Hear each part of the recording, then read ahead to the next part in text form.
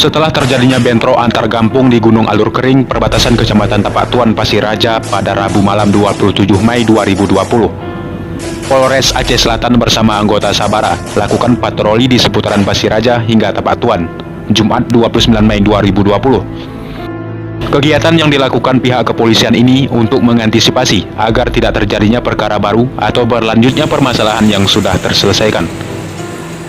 Bapak R. Priyadi mengatakan pihak kepolisian akan tetap melakukan patroli sampai permasalahan ini benar-benar aman. Di hari ini dari seputaran Pasiraja sampai Tapatuan untuk mencegah kejadian yang tidak kita inginkan seperti cipta kondisi itu.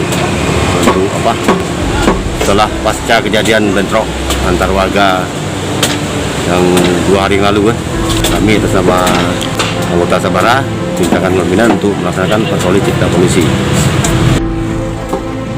Beliau juga mengatakan demi menjaga keamanan, pihak kepolisian akan tetap siap siaga dalam menjaga wilayah Kabupaten Aceh Selatan.